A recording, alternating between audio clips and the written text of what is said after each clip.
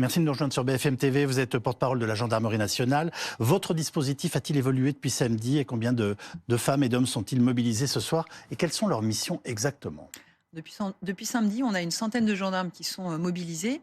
Alors, dans un premier temps, il s'est agi de sécuriser le site, la zone où on a découvert les ossements. Le préserver. Voilà, le préserver. L'objectif, c'était surtout de faire en sorte qu'on n'ait pas de pollution du site, qu'on puisse justement préserver l'ensemble des éléments pour pouvoir faire de nouvelles recherches et de nouvelles fouilles. Donc là, c'est important, et d'ailleurs, j'insiste auprès de vos confrères de vraiment respecter cela, parce qu'il ne faudrait pas polluer la scène pour vouloir prendre des photos. C'est vraiment important de respecter ça. Vous avez ensuite un certain nombre de spécialistes qui ont été projetés. Donc, on a eu des équipes cynophiles qui sont arrivées hier soir sur le site.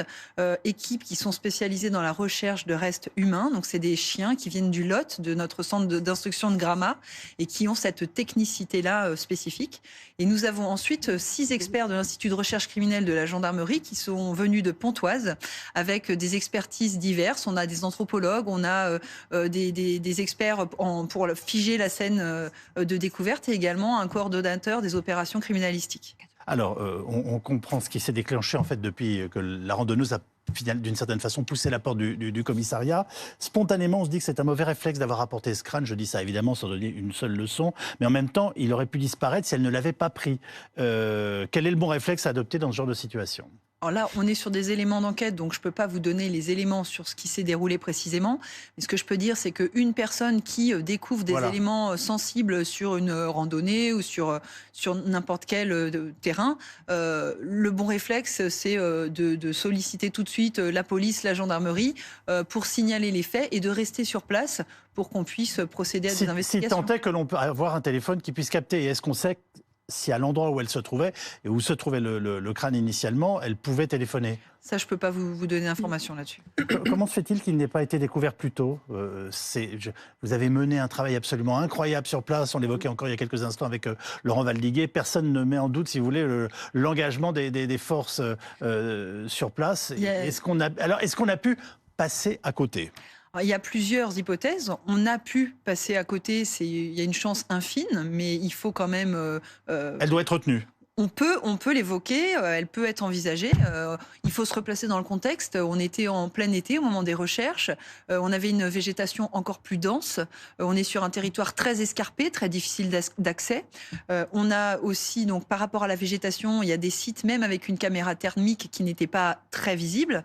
Et il faut savoir aussi qu'avec la chaleur, on a des rochers, il y a plein d'éléments, plein de sources de chaleur qui étaient visibles à l'époque. J'entends dans votre réponse que c'est possible, mais peu probable. Mais les termes que j'emploie sont les bons? Oui, c'est possible, c'est peu probable, mais c'est possible. C'est quelque chose qu'il faut envisager. Après, on a d'autres hypothèses. On peut avoir aussi, ces ossements ont pu arriver après les fouilles.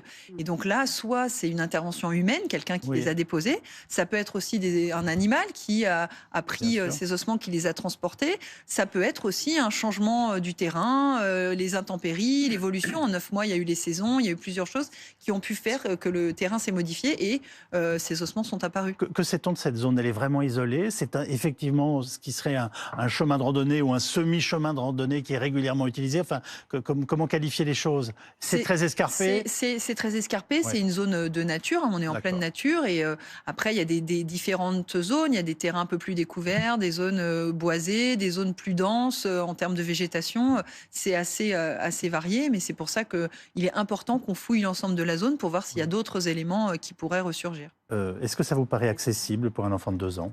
Je vous pose la question très simplement. Tout est possible. C'est tout l'objet de l'enquête, de justement déterminer ce qui s'est passé. Il ne faut pas faire de conclusions trop hâtives, mais il faut envisager l'ensemble des hypothèses. Et puis, si je peux me permettre, là, tout à l'heure, le monsieur a dit la découverte aussi des habits. Oui. De l'enfant, des vêtements de l'enfant, peut-être donneront d'autres indications également, quoi. Oui, c'est pour ça que c'est important que toute cette zone, on la fouille. On a des drones actuellement qui nous aident aussi à modéliser toute la zone pour ne rien oublier, tout figer et faire en sorte qu'on puisse passer à côté de rien. Vous qui êtes habitué à ce genre de drame, est-ce que des vêtements disparaissent en 9 mois dans une forêt? Des vêtements peuvent disparaître parce qu'il y a les mouvements de la nature, il peut y avoir du passage, il peut y avoir des animaux, ils peuvent être emportés beaucoup plus loin, ils peuvent se dégrader, tout dépend de la nature des vêtements également. Il est logique aussi aujourd'hui de pouvoir évoquer l'intervention d'un tiers qui aurait transporté le corps et les ossements. Enfin, ça fait partie des choses qui sont par définition retenues elles aussi. Toutes les hypothèses continuent d'être travaillées parce que cette découverte d'ossements ne permet pas de privilégier une hypothèse. Donc on reste sur la piste accidentelle ou la piste criminelle. Vraiment, on étudie encore toutes les hypothèses. Le fameux point zéro dont on parle beaucoup, il y a bien 6 spécialistes en ce moment où nous parlons qui sont en train de le rechercher, ou c'est plus large comme recherche? Alors, on a d'abord les 6 spécialistes qui sont sur place. Eux, ils procèdent à un certain nombre de recherches. Par exemple, les anthropologues, leur rôle, dans un premier temps, a été d'analyser les ossements. Ils continuent de les analyser pour voir si ils présentent des lésions, des altérations. Mais sur site, ils ont aussi un rôle de recherche par rapport au terrain. Ils font un peu comme les fouilles archéologiques. Nous, on appelle ça de l'archéologie forensique. Et donc, l'idée, c'est de vérifier s'il y a des indices qui nous permettent de savoir si les ossements étaient présents depuis longtemps. Donc il y a déjà ça qui doit être analysé. Ensuite, vous avez la fouille de la zone, le ratissage va nous permettre de voir si on a d'autres éléments à explorer. Et à ce moment-là, les analyses scientifiques seront réalisées. Mais alors justement, concernant ces analyses, certaines sont désormais menées en Île-de-France, donc à Pontoise. D'autres sont menées directement sur place, à proximité des recherches, si j'ai bien compris. Quelles sont les missions exactes finalement de ces différentes équipes scientifiques? Alors, elles ont un rôle différent? Alors, sur Pontoise, on a les anthropologues également et des biologistes qui peuvent faire des analyses sur les ossements, parce qu'un ossement peut avoir des traces de coups, des traces de morsures, si c'est un animal qui les a déplacés. Donc, il y a un certain nombre d'éléments qui continuent à être expertisés sur les ossements qui ont été transportés à Pontoise. Et sur le site de recherche, de découverte, là, on peut avoir une analyse des sols, des recherches de nouveaux ossements, en lien aussi avec les chiens spécialistes qui sont présents. Donc là, on a des recherches qui sont complémentaires. Et ensuite, tout nouvel indice ou tout nouvel élément qui peut être découvert sur site peut justement entraîner d'autres technicités. On a par exemple les coordonnateurs aussi. Un élément qui est important à connaître, c'est les coordonnateurs des opérations criminalistiques. Ce sont des experts qui sont là justement pour faire en sorte qu'il y ait une bonne méthodologie d'utiliser pour les recherches. Ils ont une forme de recul par rapport au travail des uns et des autres. Exactement. Ils connaissent toutes les spécialités qui sont présentes. Et en fait, il y a un ordre à respecter pour faire les analyses, pour éviter que les analyses des uns polluent les analyses des autres. Et donc, par exemple, quand on a récupéré des ossements, il faut d'abord analyser les ossements avant de faire un prélèvement pour récupérer l'ADN. Donc, vous voyez, il y a une logique à suivre et ce coordonnateur est vraiment là pour faire respecter cette logique, faire les bons choix pour qu'on puisse avoir le maximum d'indices et d'éléments exploitables pour la suite des investigations. Quel est, d'après vous, le rôle, s'il y en a un, de la mise en situation à laquelle il a été procédé, dont nous avons tous beaucoup parlé, 48 heures avant la découverte de ce crâne? Pour vous, c'est une coïncidence ou vous pensez que ça peut avoir déclenché les choses? Il n'y a aucun lien pour l'instant qui n'est établi entre cette mise en situation et la découverte.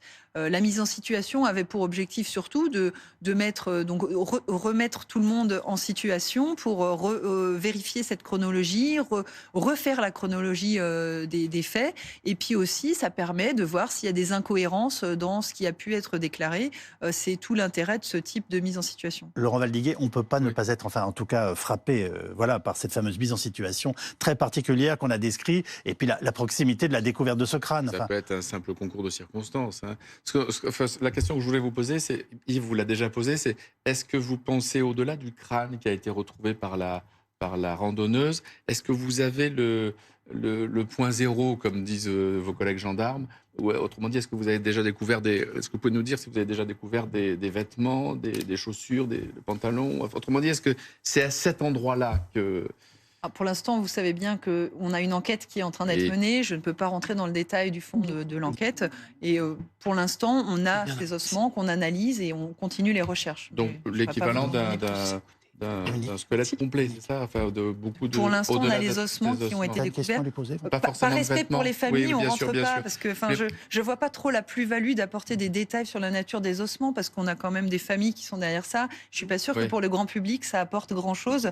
Donc on respecte ça. On est sur des ossements. On n'a pas l'intégralité du corps, mais je ne peux pas vous en dire plus sur le fond. Le dispositif tel qu'il est en place, restera autant de temps qu'il le faudra? Oui, on sera présent le temps qu'il faut, le temps qu'on ait pu faire l'ensemble de la zone, figer la scène, récolter les indices, et ça peut durer plusieurs semaines, plusieurs mois.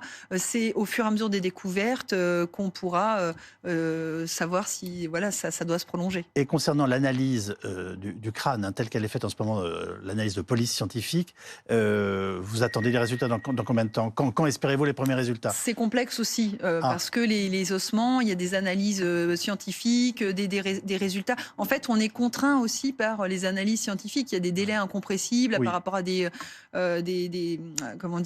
analyses chimiques. Enfin, il y a beaucoup d'éléments. Ça peut prendre du temps. Ça peut prendre quelques heures, comme ça peut prendre quelques semaines, mois. Oui. Tout dépend aussi de ce qu'on va trouver sur les